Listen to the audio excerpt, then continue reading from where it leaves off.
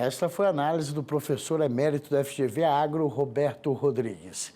E olha só, a Câmara dos Deputados aprovou o projeto de lei que concede reajustes diferenciados na remuneração de diferentes carreiras aí do Poder Executivo Federal.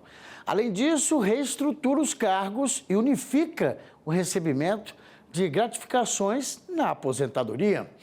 Quem comenta sobre este impacto no orçamento, que pode chegar a 18 bilhões de reais, é o analista Davi Andrade. O Senado ainda vai tratar do assunto, não é mesmo? Seja bem-vindo, uma boa tarde. Boa tarde, Fábio. Boa tarde a todos. É verdade, o texto foi aprovado na Câmara por ampla maioria, 388 votos, né? Segue agora para o Senado. E como você disse, né, o impacto orçamentário esse ano, se essa medida for aprovada, é de 18 bi. Ano que vem, 2026, algo em torno de 26 bi. E 2027, algo em torno de 29 bi. Isso, né, Fábio, num déficit primário projetado para esse ano de 64 bi, corresponde mais ou menos a 0,3% do PIB. Ou, em 2026, se nada for feito, um déficit primário de 128 bi. Esse é o déficit sem contar com o pagamento de juros, né? Quer dizer, uma medida totalmente dissociada do atual cenário fiscal e orçamentário que o país passa.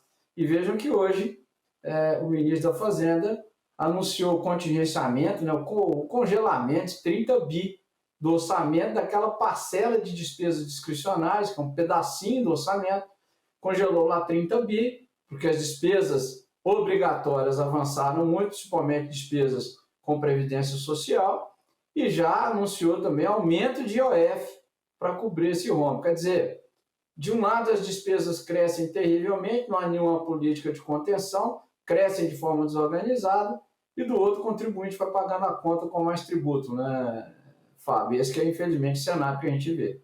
Pois é, eu acho que a população deve ficar, às vezes, desorientada, né? Porque há pouco eles discutiam a questão de aumentar o número de cadeiras na Câmara dos Deputados para se adequar à questão do índice populacional, né, de cada estado e fazer, então, os representantes no Congresso. Agora, a gente vê talvez um estudo de aumentar aí mais os custos e o orçamento, como é que fica? Dá para adequar todas as necessidades?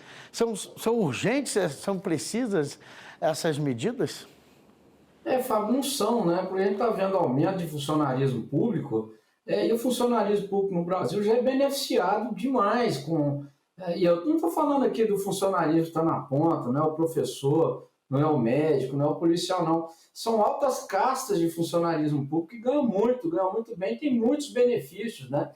O funcionarismo com a máquina pública federal, o funcionarismo público, esse estamento, Fábio, custa algo em torno de 380 bilhões ano. Isso representa quase 20% do nosso orçamento, né? Isso na dívida pública hoje, que já está bruta em torno de 8 trilhões. Não tem espaço para isso mais. Não há espaço. E vejam, o aumento dessa despesa pública, contrai aquele pedacinho do orçamento, são das despesas discricionárias, que é algo em torno de 6%. É aquela parcela que sobra para a União investir, por exemplo, em infraestrutura, e não consegue investir porque não sobra dinheiro. E vejam, essa margem, portanto, vai diminuindo em função do aumento das despesas obrigatórias. É preciso urgentemente uma contenção. O país está à beira de um colapso fiscal. Porque enquanto as despesas obrigatórias aumentam, o que o governo faz? Ao invés de reduzir esse custo, reduzir as despesas, fazer um plano, uma política fiscal congruente, não, vai aumentar tributo. Vai aumentar tributo para cobrir o rombo. Está aí o ministro anunciando aumento de IOF. Então não dá, né, Fábio? O governo está agindo na contramão da história, levando o país à beira de um colapso, né? Já estamos à beira de um colapso fiscal, né? As despesas discricionárias diminuindo o campo delas, as despesas obrigatórias aumentando. Com isso, com essa política, ou essa falta de política fiscal, os juros aumentando, com a Selic de 14,75, né, Fábio? Lembrando que cada ponto percentual da Selic que aumenta, mais 40 bi que vai nessa conta. Então, Não dá. É muito grave o que nós estamos vivendo no país. E Davi Andrade, querendo ou não, assim, mas o meu diretor de TV captou essa imagem ao vivo agora da esplanada dos ministérios, mostrando um tempo nebuloso. Achei interessante e a divulgação. Davi Andrade, nós temos também que não podemos esquecer que nós temos um funcionalismo que, tão logo, será de servidores prestes a se aposentar. Quer dizer, há necessidade dessa renovação, por isso a abertura de tantos concursos públicos. Então, quer dizer, como é que vai? Quer dizer, vai ter que aumentar ainda mais o número de servidores e com o aumento de salário, o orçamento tende a ficar mais pesado ainda, né? Mais pesado, Fábio, e essa turma que vai para a aposentadoria vai continuar recebendo vencimentos integrais, né? Quer dizer, a folha não diminui, né? Quem está aposentando vai receber vencimentos integrais e vamos ter que colocar gente nova para o lugar desses que estão aposentando.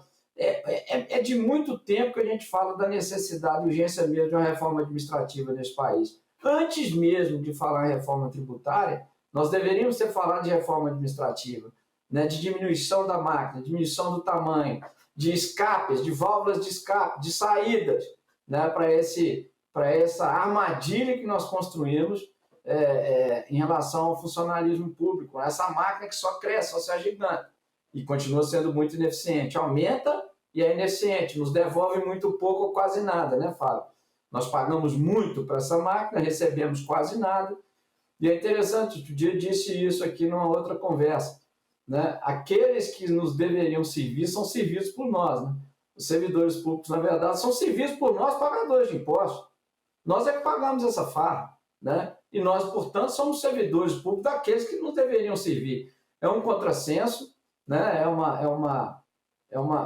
um problema sério, estrutural, que o país deveria resolver, no meu modo de ver, muito antes de falar de reforma tributária. Muito antes de falar de reforma tributária. O Estado teria que ser diminuído. O tamanho dele, esse estamento que tomou conta do Estado, deveria ser reduzido. Infelizmente, isso não aconteceu e nós continuamos crescendo essa despesa de forma desordenada.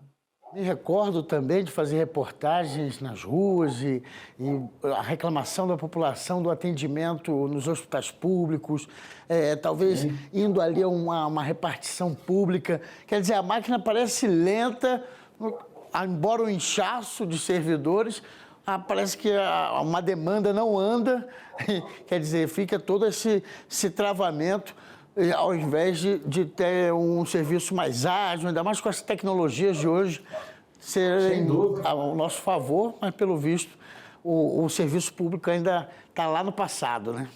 Sem dúvida, Fábio, está no passado, caminhando, você falou muito bem, o serviço público caminha no passado. E nós estamos falando aqui da ponta, daquele serviço público essencial ao cidadão, né, Fábio? Do médico nos postos de saúde, do professor, né, nas escolas públicas, né? Esses que estão na ponta, esses deveriam ser muito mais valorizados do que esse funcionário público, esse alto estamento de funcionários públicos que estão lá em Brasília, né? Isso deveria ser feito num ambiente de ampla discussão de uma reforma administrativa. Aqueles que servem na ponta ao cidadão deveriam ser muito mais valorizados, essas carreiras, do que aqueles burocratas, aqueles plutocratas que ficam lá em seus gabinetes ganhando indenizações, férias de 60, 90 dias ao ano, trabalhos de 4, 5 horas ao dia, né? Licença disso, licença daquilo, auxílio de paletó, auxílio de não sei o quê, auxílio de mudança, esse monte de auxílios que acabam engordando as remunerações, né?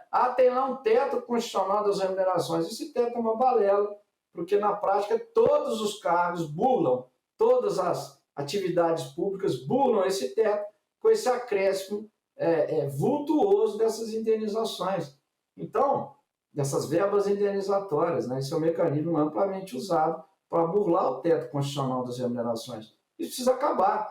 E só acaba numa ampla discussão de uma reforma administrativa que mude completamente o perfil do nosso Estado, mude tudo, radicalmente. Enquanto isso não acontecer, o Estado continuar se agigantando dessa maneira, né, Fábio? Nós vamos continuar pagando a conta na forma de aumento de tributos, né? Na forma de aumento da taxa de juros, porque o governo continua se endividando para pagar a conta, e nós vamos pagar isso também à medida do aumento da taxa de juros e da inflação. É uma fórmula perversa que vai levando o país a um calabouço sem fim. Esse é o nosso mundo real. Voltemos então ao presente, né? Vamos aguardar qual vai ser a análise dos senadores sobre essa proposta e voltamos então a comentar. Quero agradecer muito a sua participação, Davi Andrade, mais uma vez aqui fazendo análises sobre os temas importantes desse país. Muito obrigado. Eu que agradeço, Fábio. Até a próxima oportunidade. Até a próxima. Tchau, tchau.